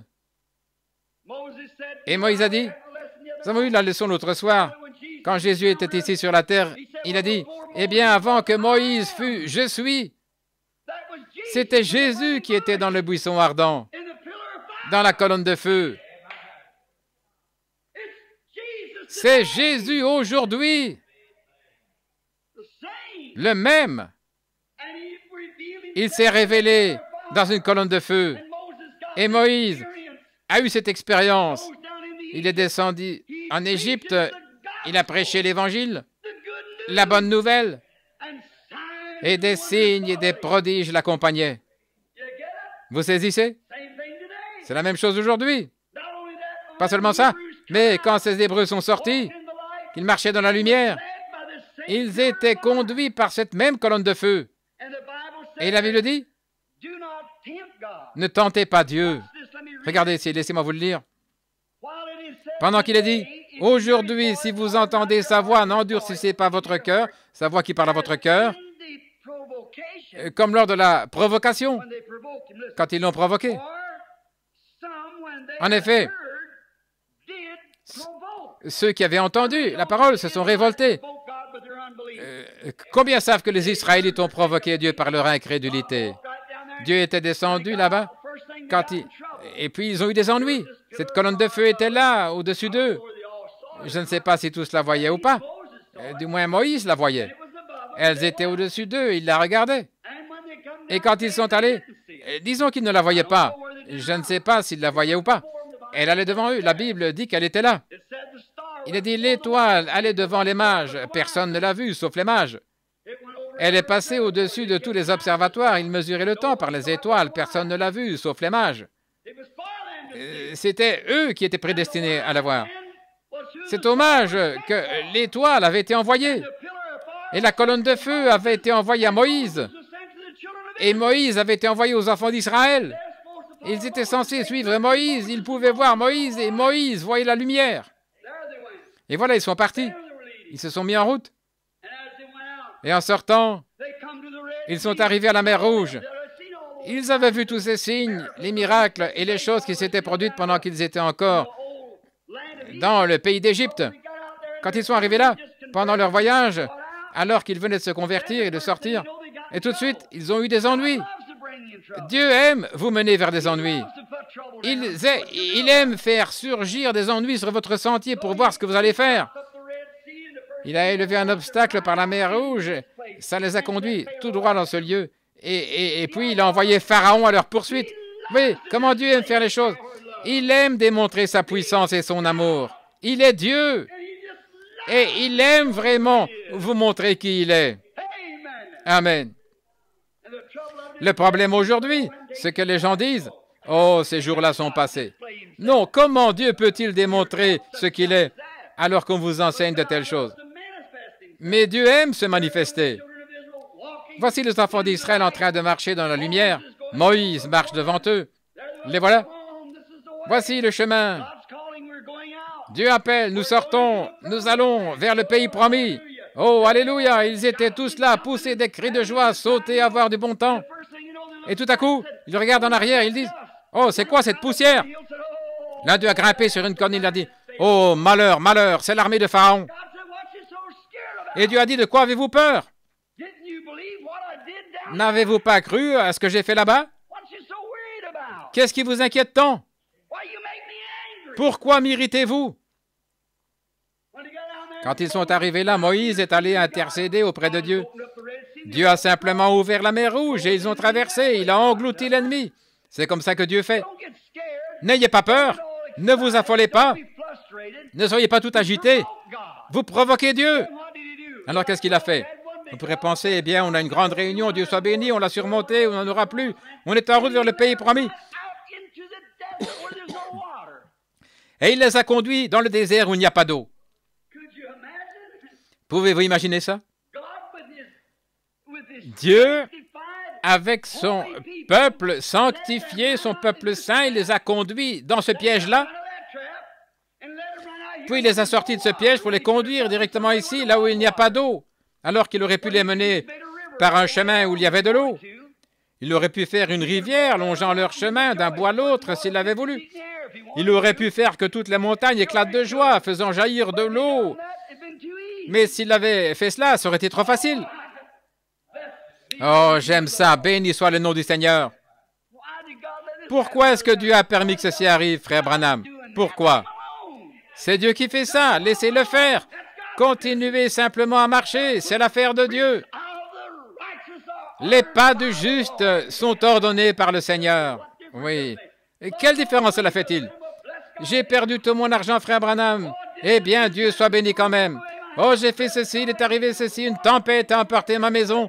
Dieu soit béni quand même. L'Éternel a donné, l'Éternel a repris. Que le nom de l'Éternel soit béni. Continuez simplement à marcher. Tout est à la gloire de Dieu. Dieu sait ce qu'il fait. Certains passent par les eaux, certains par les flots, certains par de dures épreuves, mais tous par le sang. Voilà, c'est sa façon de conduire, c'est vrai. Oh là là, j'aurais envie de m'arrêter ici et de crier fort. C'est sa façon de conduire ses enfants. Oh, pouvez-vous sentir? Maintenant, je ne suis pas psychologue, mais pouvez-vous sentir ce merveilleux esprit qui inonde maintenant le bâtiment? Qu'en serait-il si nos yeux s'ouvraient maintenant et que nous voyons ce qu'il y a ici le long des murs et partout dans les allées? Le brave Élisée, un matin, alors que ce garçon était aveugle au possible, il disait, « Regarde les Syriens là-bas !» Il a dit, « Mais ceux qui sont avec nous sont en plus grand nombre. » Il a dit, « Je ne vois personne. » « Seigneur, ouvre les yeux de ce garçon. » Il regardait autour de ce vieux prophète et là tout autour, les montagnes étaient en feu, il y avait des chevaux de feu et des chars de feu. Alors il était convaincu. Il a dit, nous allons simplement là et les frapper d'aveuglement. Leur vue était aussi parfaite qu'elle avait toujours été, mais ils étaient aveugles, incapables de le reconnaître. Il a dit, cherchez-vous Élie? Il a dit oui. Venez, je vous montrerai où il se trouve. Et c'était lui qui les conduisait, il ne le savait pas. Et c'est comme ça aujourd'hui, Christ est ici, le Saint-Esprit, faisant la même chose qu'il a toujours faite. Et le monde est aveugle à cela. Ils ne le reconnaissent pas. Oh, je ne suis vraiment pas sûr. Oh, pauvres gens décrépits. Voyez-vous ce que je veux dire? Ils sont aveugles à cela, ils ne le reconnaissent pas. C'est Dieu qui conduit. Quand ils sont arrivés au désert de Sin, où il n'y avait pas d'eau, Dieu avait déjà tout prévu. Oh, ils ont trouvé une petite mare d'eau et ils ont dit, ça y est. Et ils n'ont même pas pu y goûter. Oh, c'était affreux. Oh, il était pire que si c'était du soufre à 100%, voyez-vous, comme des œufs pourris. Oh là là, c'était affreux. Elle était empoisonnée. Ça s'appelait le désert de Sin. Plusieurs palmiers poussaient là. Il y avait cette source à l'endroit où poussaient ces palmiers. Alors, Moïse a dit, pourquoi donc, pourquoi me provoque-t-il? C'est ce que Dieu a dit. Eh bien, si j'ai fait ça, ne puis-je pas m'occuper de la situation actuelle? S'il vous a déjà sorti d'une période de maladie, ne peut-il pas vous sortir d'une autre période de maladie? S'il vous a sorti d'une difficulté, ne peut-il pas vous sortir d'une autre? Dieu soit béni, il m'a sorti du péché, il peut me sortir de la tombe. Il est Dieu. Qu'est-ce que ça change? Continuez simplement à avancer, gardez vos yeux sur lui. Il a dit, si j'ai refermé la mer Rouge derrière vous et noyé ces Égyptiens, ne puis-je pas m'occuper de cette eau? Pourquoi m'irritez-vous? Oh, votre incrédulité! Vous provoquez ma colère par votre incrédulité. Maintenant, le mot utilisé ici, c'est péché. Ils ont provoqué. La raison pour laquelle ils l'ont fait, c'est parce qu'ils ne croyaient pas. Lorsqu'ils sont allés jouer au dé, voyez comme ça, ils n'ont pas fricoté avec la femme d'un autre, ils ne sont pas allés raconter des mensonges, ce n'est pas ça qu'ils faisaient. Mais en fait, ce n'est pas ça le péché. Le péché, ce n'est pas vivre dans l'adultère. Le péché, ce n'est pas fumer, chiquer, boire, jouer à des jeux d'argent, blasphémer, jurer, ainsi de suite. Ça, ce sont les attributs de l'incrédulité. Vous faites ces choses parce que vous êtes un incroyant. Si vous êtes un croyant, vous ne faites pas ces choses-là. C'est pour ça que Jésus a dit, celui qui écoute mes paroles et qui croit à celui qui m'a envoyé a la vie éternelle. Pas celui qui dit qu'il croit, mais celui qui croit réellement. Voilà. Voilà, qui élimine tout ce que vous considérez comme signe initial, voyez-vous. Ce n'est pas celui qui écoute mes paroles et qui pousse des cris. Pas celui qui écoute mes paroles et qui parle en langue. Pas celui qui écoute mes paroles et qui a du sang dans la main ou sur le visage ou quoi encore. Ce n'est pas ça. Celui qui écoute mes paroles et qui croit à celui qui m'a envoyé a la vie éternelle et il ne viendra jamais en jugement, mais il est passé de la mort à la vie. Le péché, qu'est-ce que c'est? L'incrédulité. Qu'un petit quelque chose surgisse et au lieu de consulter tout de suite l'Écriture pour voir si c'est vrai ou pas, oh, vous dites, non. Vas-y, tu vois, moi, je vais simplement continuer à être ce que je suis, un presbytérien. Allez-y. Aveugle. Et vous provoquez Dieu. Quand Dieu fait quelque chose, il s'attend à ce que la nation le saisisse. Mais au lieu de ça, vous savez, eh bien, je ne suis vraiment pas sûr. Il s'attend à ce que les gens le saisissent. Si ces choses vous importent réellement, asseyez-vous, prenez l'Écriture, parcourez-la, sondez-la à fond, voyez-vous si ça s'est déjà produit, si ça a été prédit. Voyez-vous? Et alors, vous le saisirez. Amen. Maintenant, remarquez.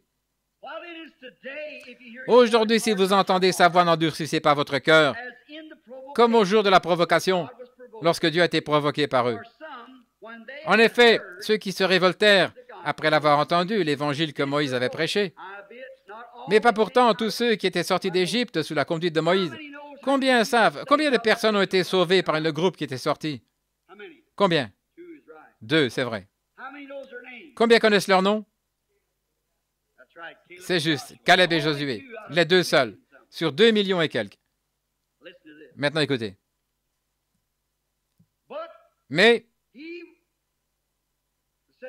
le verset 17 maintenant, et contre qui Dieu fut irrité pendant 40 ans à cause de l'incrédulité. Contre qui? Sinon, contre ceux qui ont péché, qui ne croyaient pas. Prenez le dictionnaire et cherchez la signification de péché. Prenez le dictionnaire biblique. C'est l'incrédulité. L'incrédulité, c'est le péché.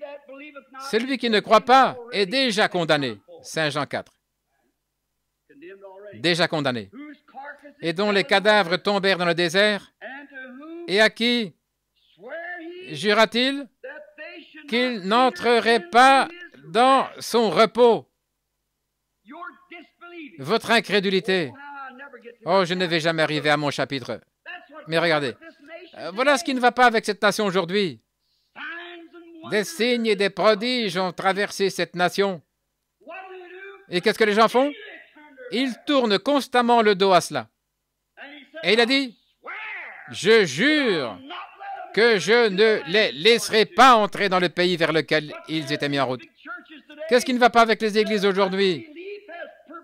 Leur incrédulité a provoqué Dieu. Alléluia. De ces pierres-ci, il peut susciter des enfants Abraham. Il a essayé de leur donner l'Évangile. Et les gens ont endurci leur cœur. Ils se sont regroupés dans des sectes, ils ont formé des dénominations, nous croyons ceci, rien d'autre, et Dieu n'a pas pu entrer. Où se trouve-t-il aujourd'hui? Ils sont rencarts. Mais le petit groupe fidèle de Dieu continue toujours à avancer, accompagné de signes et de prodiges. Il les met à l'épreuve. Chaque fils que Dieu vient à Dieu doit d'abord être éprouvé, testé. La formation de l'enfant, la première chose qui arrive, oh, eh bien, peut-être qu'il n'y a rien de vrai là-dedans, en fin de compte. Alors vous êtes un enfant illégitime et non pas un enfant de Dieu. Un enfant de Dieu est de la postérité d'Abraham, qui appelle les choses qui ne sont pas comme si elles étaient. Dieu l'a dit, et il continue d'avancer. Peu importe le qu'en dira-t-on ou toute autre chose, il continue d'avancer quand même. Dieu l'a dit. Pendant 25 ans, il a attendu ce bébé. Peu importe combien c'était contraire à toute raison, mais il s'est séparé des incroyants pour pouvoir croire. Amen. Oh là là, je me sens religieux. Pensez-y. Vous devez vous séparer de ces dogmes du monde. Ah, les jours des miracles sont passés, ça n'existe pas. C'est du fanatisme. Séparez-vous. La Bible dit, sortez du milieu d'eux et séparez-vous, dit le Seigneur, et je vous accueillerai. Comme c'est merveilleux. Je vous recevrai après que vous serez séparés. Vous serez mes enfants, je serai votre Dieu. Séparez-vous. Ne vous mettez pas sous un joug avec des infidèles. C'est vrai. Un jeune homme qui se lance dans le mariage, qui se marie avec une jeune fille qui ne croit pas, ou une jeune fille qui se marie avec un garçon qui ne croit pas. Ne faites surtout pas ça. Peu m'importe qu'il soit mignon ou qu'elle soit très mignonne, et ses grands yeux, tout ça va disparaître un de ces jours. Mes frères, votre âme vivra pour toujours. Faites attention à ce que vous faites. Si elle n'est pas une vraie croyante ou lui un vrai croyant, ne vous mettez pas sous un tel joug. Tenez-vous loin de ça. Tôt ou tard, vous aurez des problèmes. Maintenant, écoutez. Au verset 17. Dieu irrité pendant 40 ans. Contre qui? N'était-ce pas contre ceux qui péchaient et dont les cadavres tombèrent dans le désert, à qui il jura qu'ils n'entreraient pas dans le repos? Ils ont commencé au début. Ils ont vu les miracles. Mais ils ne sont jamais arrivés au pays promis. Juste un nombre sélectionné. 2 sont entrés dans le pays promis. Maintenant, qu'est-ce que Paul faisait? Il parlait aux chrétiens. Ne laissez surtout pas ce même évangile qui a été prêché là-bas avec des signes et des prodiges et la colonne de feu qui les conduisait. Quand ces choses se reproduiront, ne tombez pas là le long du chemin par incrédulité en vous mettant à douter car leurs cadavres sont tombés dans le désert. Maintenant, rapidement, soyez attentifs. Sinon, à ceux qui n'avaient pas vécu, ainsi, nous voyons qu'ils n'entrèrent pas à cause de leur incrédulité. Une fois, il appelle cela le péché et autrefois l'incrédulité. L'incrédulité, c'est le péché. Ils ne sont pas entrés à cause de leur incrédulité. Ils avaient vu ce prophète, Moïse. Ils avaient vu ce qu'il avait fait. Ils avaient vu ce qu'il avait dit. C'était la vérité, chaque fois, continuellement la vérité. Cette colonne de feu apparaissait devant eux. Ils l'avaient observée. Ils l'ont vue. Paul, qui plus tard va essayer de présenter l'expérience qu'il avait vécue. En essayant de relater cette expérience, il en a montré le type de l'Ancien Testament. Maintenant, nous sommes entrés dans une nouvelle chose, une nouvelle phase, une nouvelle dispensation par Jésus-Christ. Autrefois, le Seigneur leur est apparu par les prophètes, mais maintenant, il le fait par son Fils Jésus. Voyez? Et il a abordé ces expériences, il leur a fait voir le type de ces expériences, il leur a montré ce qui se produisait là, ce qu'il en était des signes et des prodiges.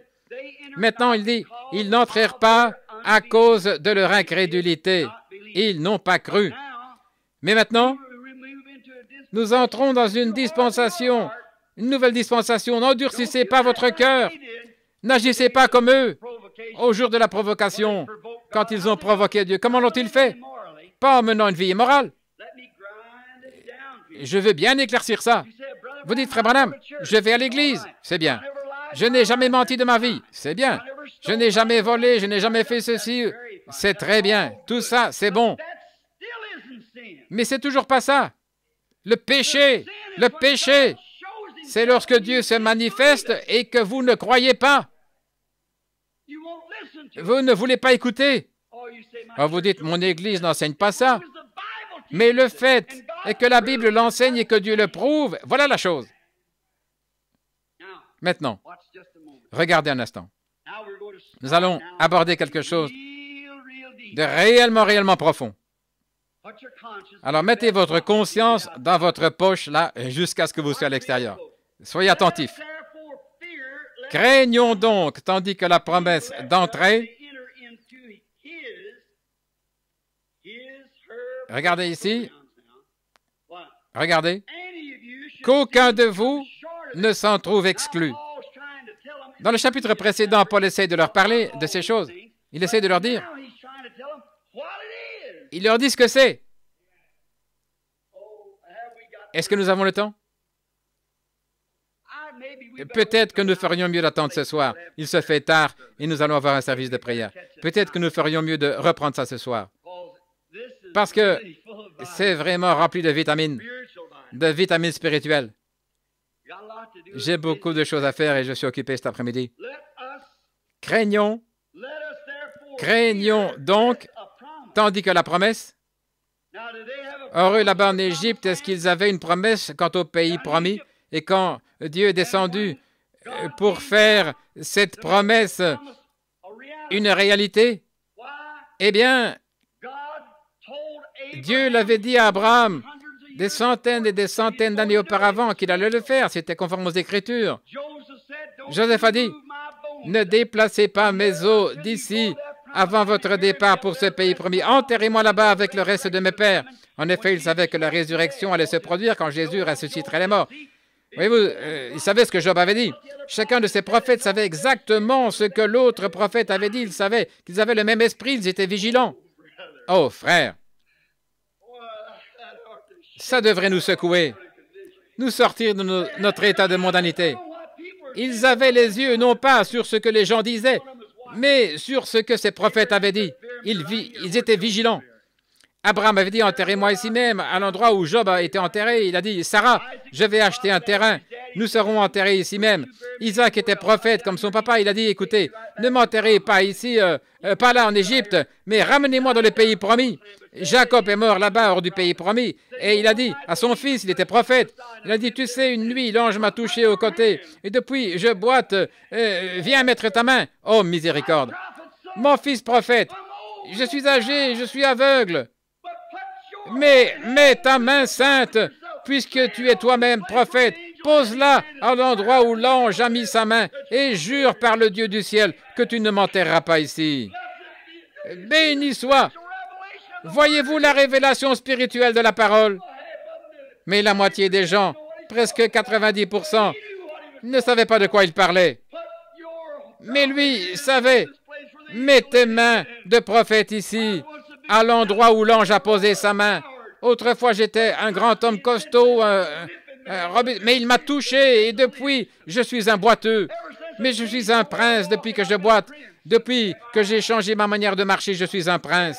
Oui, mets ta main ici. Jure par le Dieu du ciel que tu ne m'enterreras pas ici. Pourquoi? Personne ne savait de quoi il parlait. Joseph, lui, le savait. Il a dit, emportez-moi là-bas et enterrez-moi dans ce pays promis. C'était là. Certainement. Quand Joseph est mort des années plus tard, il a dit, ne m'enterrez surtout pas ici. Mais regardez mes os quand vous passerez à côté, parce qu'un jour, vous allez partir d'ici. Et quand vous partirez, prenez mes os avec vous. Vous y voilà. Que le monde dise ce qu'il veut et fasse ce qu'il veut. Béni soit le nom du Seigneur. Que je reste en Christ, même si on me traite de tous les noms, de fanatique ou d'exalté. Un jour, il va venir. Et Dieu ramènera avec lui ceux qui sont en Christ quand il viendra. Tout cela est une vérité révélée spirituellement. Elle se trouve là. Et il faut une pensée spirituelle pour la saisir. Reposez-vous là-dessus toute la journée. Pensez-y. Quitte à vous, passez de dîner, réfléchissez-y. Et ce soir, nous allons aborder son repos qui subsiste encore et nous verrons en quoi consiste cette promesse aujourd'hui. En quoi consiste cette chose aujourd'hui? Si Dieu n'a pas mis ça ici dans cette Bible, qui ne le prouve pas, alors je suis un faux prophète. Quel est ce repos? Il a dit, maintenant craignons, tandis que la promesse d'entrer, tout comme ils l'ont fait. Il faut que ce soit la même promesse. Il faut que ce soit le même repos. Il faut que ce soit le même Dieu. Il faut que ce soit le même signe. Il faut que ce soit la même chose. Mais reposons-nous. Et qu'est-ce que c'est? Puisse le Seigneur nous accorder ça ce soir. Inclinons la tête, Seigneur béni. Seule l'éternité révélera les grandes choses auxquelles nous avons maintenant part ensemble. Nombreux sont ceux qui sont destinés à la condamnation. Comme tu l'as dit dans l'épître de Jude, que des hommes depuis longtemps, prédestinés à la condamnation, allaient changer la grâce de notre Dieu en dissolution. Et aujourd'hui, nombreux sont ceux qui prêchent l'Évangile. La grâce de Dieu, ils en font un procédé pour s'enrichir. En ayant une très grande église et le plus grand nombre de personnes à l'école du dimanche, prenant la grâce de Dieu, ils la changent en dissolution. Et le monde est aveugle, les gens agissent comme des cochons aveugles. Ils ne comprennent pas. Oh Dieu, ouvre notre entendement. Que notre entendement ne soit pas comme celui des enfants de ce monde. Car tu as dit dans ta parole que les enfants de ce monde sont plus sages que les enfants de la lumière. Au commencement, il en était ainsi. Les enfants de Caïn sont devenus de grands et éminents savants. Ils sont devenus de grands éducateurs. Ils sont devenus des ouvriers sur différents matériaux. Ils ont continué à progresser. Ils étaient très religieux. Mais ils ont été condamnés et engloutis dans le jugement. Leurs carcasses ont flotté sur les eaux et leurs âmes sont allées dans le séjour des morts. Et Jésus est allé leur parler. Quand il est mort, il est allé dans le séjour des morts et a prêché aux âmes qui étaient en prison, qui ne s'étaient pas repenties lorsque la patience se prolongeait au jour de Noé, disent les Écritures. Et Dieu, quand il était sur la terre, il a dit, « Ce qui arriva du temps de Noé arrivera de même à l'avènement du Fils de l'homme. » Mais nous remarquons ensuite la lignée de Seth, des hommes humbles, de vrais hommes de Dieu, qui ne connaissaient pas beaucoup les choses du monde, qui n'avaient aucun intérêt pour les choses du monde. Au contraire, ils avaient rejeté tout fardeau et avaient cru Dieu, et ils sont devenus des prophètes et de grands hommes dans le royaume, tandis que les autres, l'autre monde religieux, riait d'eux, se moquait d'eux. Mais l'heure est venue où le déluge et le jugement sont venus. Il en était de même à la venue de Jésus-Christ. Comme ils ont ri, ils se sont moqués de lui alors qu'ils avaient leur propre religion et leurs grandes églises. Ils se sont moqués de l'étoile du matin. Ils ont ri de lui. Mais ils ont quand même subi le jugement. Et quand ils ont fui et qu'ils sont entrés dans Jérusalem, là, ils ont mangé leurs propres enfants car ils mouraient de faim, et leur sang a coulé par les portes des rues quand on a incendié la ville et le temple, et leurs âmes sont allées en enfer. Seigneur, nous en sommes là de nouveau, la troisième fois, cette fois, et 3 est le nombre de la vie. Nous en sommes là, prêts pour l'enlèvement. L'Église continue à avancer, le grand monde de la science, les églises aujourd'hui remplies de croyants sceptiques. Ils sont des dizaines de milliers à avoir leur nom sur le registre, oui, des millions. Et ils se moquent de l'Évangile et disent que ces gens sont sans instruction, ils ne savent pas. C'est peut-être vrai, Seigneur, mais ce qui nous manque en instruction, tu le compenses en grâce, en envoyant ton ange de lumière, en manifestant sa puissance, en confirmant ses paroles aux gens pauvres et illettrés que nous sommes. Mais nous t'aimons à cause de cela, parce que c'est la grâce de Dieu qui a tout accompli. Et nous savons que nous sommes passés par une naissance. Nous ne sommes pas agréables du tout. Nous sommes très désagréables. Mais toi, par ta grâce, tu as tendu ta main miséricordieuse et tu nous as ouvert les yeux. Car Jésus a prié pour nous, comme Élie avait prié pour Géasi, quand celui-ci essayait de voir autour de lui. Et aujourd'hui, nos yeux sont ouverts. Nous voyons les choses de Dieu et nous savons que nous sommes au temps de la fin, au moment où les jours des nations sont presque terminés, où il va choisir un peuple qui porte son nom. Fais que nous soyons inclus, Seigneur, humblement nous t'implorons. Nous te prions de l'accorder. Bénis-nous, bénis ce petit auditoire ce matin. Il est composé de gens de toutes sortes de religions et de croyances. Mais fais qu'ils délaissent ces choses aujourd'hui, qu'ils regardent tout droit au calvaire en disant « Oh Dieu, façonne-moi, forme-moi ». Le prophète a dit qu'il est allé chez le potier pour être brisé et façonné de nouveau. Façonne-nous et forme-nous à la manière dont Dieu le veut pour nous. Peu importe si nous devons être la carpette dans la maison du Seigneur. Je préfère être le paillasson plutôt que d'habiter sous des tentes parmi les méchants. Accorde le Seigneur. Alors bénis-nous maintenant et garde-nous humbles. Fais que nos cœurs soient ouverts, que notre pensée soit claire quant aux choses de Dieu, car nous le demandons au nom de Christ. Alors que nous avons la tête inclinée, je me demande si quelqu'un veut qu'on pense à lui dans la prière pour le salut de son âme. Voulez-vous lever la main? Vous qui êtes un simple pécheur, que Dieu vous bénisse, jeune homme. Qui d'autre? Que Dieu vous bénisse là au fond. Que Dieu vous bénisse, madame. Quelqu'un d'autre aimerait qu'on pense à lui dans la prière pour son âme. Que Dieu vous bénisse, monsieur. Vous avez la main levée. Que Dieu vous bénisse. Et vous ici, merveilleux. Y aurait-il encore quelqu'un juste avant de terminer? Que Dieu vous bénisse là au fond. Dites, maintenant regardez, je vais vous demander quelque chose. Je ne veux pas du tout que vous pensiez que c'est en rapport avec ce petit tabernacle. Je ne veux pas que vous pensiez que c'est en rapport avec les gens ici. Et Dieu est miséricordieux, n'allez pas penser que c'est parce que l'ange du Seigneur s'est fait photographier avec moi et quelque chose comme ça, que c'est en rapport avec ça. Oh Dieu, si j'avais ce sentiment, alors frère, c'est moi qui devrais être à l'autel plutôt que de vous demander de vous avancer. Mais je dis ici, je ne fais que dire ceci en me fondant sur l'Écriture, que vous voyez que c'est la vérité.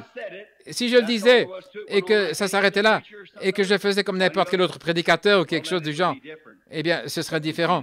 Mais vous voyez, ce qu'il y a, c'est que Dieu revient tout de suite après pour prouver que c'est la vérité.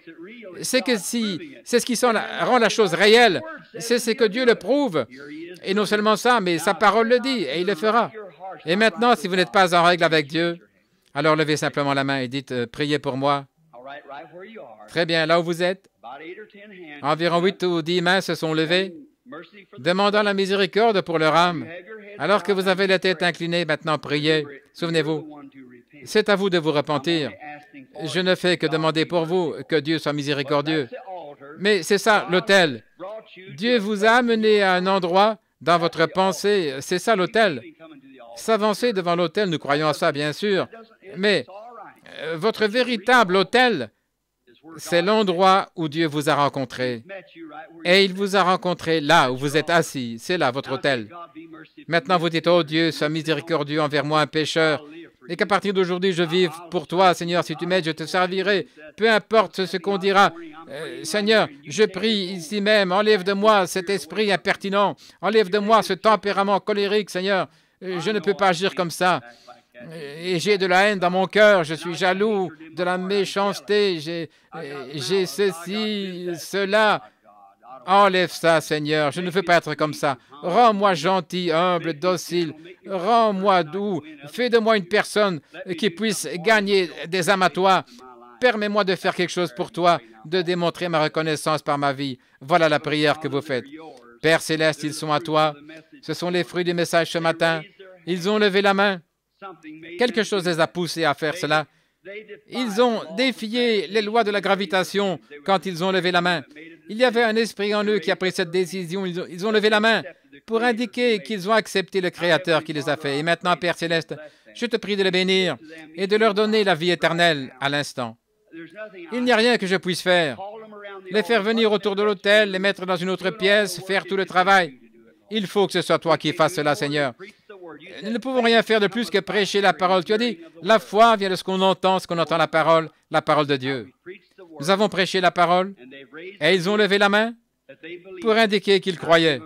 Et maintenant, donne-leur la vie éternelle parce que tu as promis de le faire. S'ils étaient sincères en levant la main, ils sortiront de ce bâtiment ce matin en étant des chrétiens gentils, doux, humbles, parce que tu l'as promis et tes paroles ne peuvent pas faillir. Je le demande au nom de Jésus-Christ. Amen.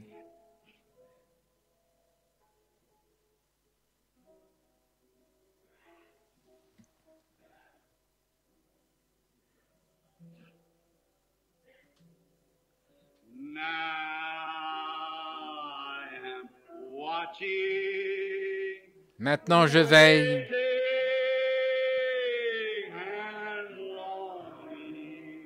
J'attends et j'ai un ardent désir de cette cité glorieuse que Jean a vu descendre.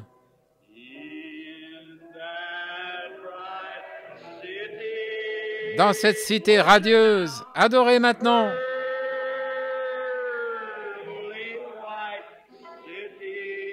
Cité d'un blanc de nacre.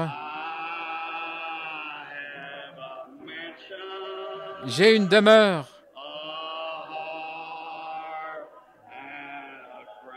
Une harpe et une couronne.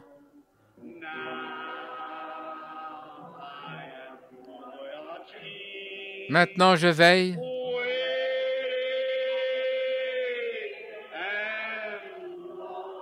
J'attends et je languis.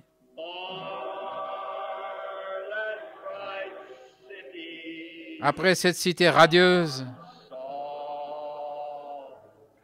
que Jean a vu descendre. N'est-ce pas que vous l'aimez? Le message est terminé maintenant. Ceci, c'est l'adoration. Nous ne venons pas à l'Église uniquement pour entendre un message. Nous venons pour adorer. Oubliez la personne à côté de vous. Adorez-le simplement.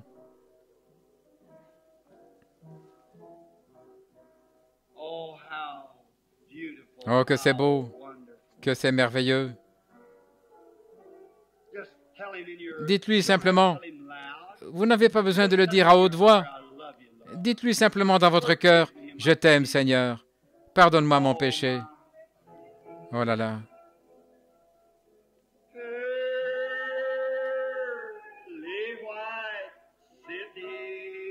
Cité d'un blanc de perles.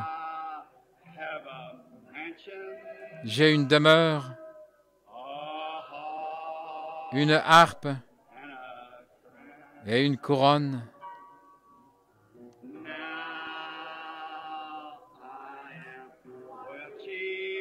Maintenant je veille.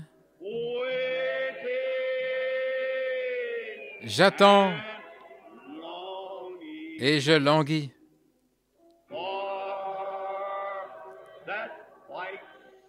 Après cette blanche cité que Jean a vu descendre, Dieu notre Père, accueille-nous.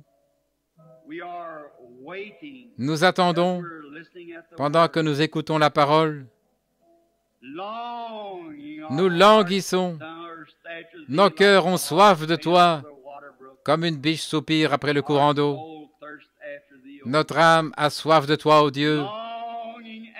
Nous languissons et nous attendons. Nous attendons cette heure où Jésus viendra. Nous attendons le moment où nous serons sommés d'aller au ciel. Pas pour comparaître en jugement devant le juge, ça c'est du passé. Nous sommes morts aux choses du monde, nous sommes entrés en Christ. Et c'est lui qui a subi notre jugement. Il est maintenant notre avocat au trône de justice. Notre avocat béni, qui sur base de notre confession a plaidé notre cause jusqu'à ce que nous reconnaissions que nous sommes indignes. Comme l'a dit notre chère sœur ce matin dans son témoignage en déposant ses petits sous, depuis que je viens ici, j'ai appris que ce n'est pas ma sainteté, c'est la sainteté de Dieu. En vérité, Seigneur, nous enseignons aux gens qu'il n'y a rien de bon dans l'homme, rien du tout. Et qu'est-ce que l'homme que tu te souviennes de lui? Mais c'est la grâce de Dieu qui nous a été manifestée. Et nous nous confions uniquement dans ses mérites à lui, pas dans les nôtres. Et nous t'adorons, Dieu très saint, car tu as eu la bonté de nous inclure dans ton grand royaume, dans tes grands plans. Nous te recevons dans nos cœurs par la foi et par ta grâce. Nous croyons que tu nous l'as accordé pour la gloire de Dieu, pour le service de Dieu. Maintenant, Seigneur, guéris les malades alors qu'ils s'avanceront pour qu'on prie pour eux ce matin. Donne-leur cette joie, car ils désirent ardemment être en bonne santé. Fais-leur savoir que ces petites afflictions légères qui leur sont imposées, ce n'est qu'un temps de test. Dieu est au courant de tout. Il l'a fait pour voir comment nous allions réagir. Puisse-t-il s'avancer sans hésiter, revendiquer cette œuvre achevée. Puisse-t-il ne pas te provoquer en courant ici et là et dedans et dehors, eh bien, je ne sais pas, ceci, cela. Seigneur, puisse-t-il prendre une position claire en disant, Seigneur, c'est toi qui m'as sauvé, c'est toi qui as fait ces choses pour moi.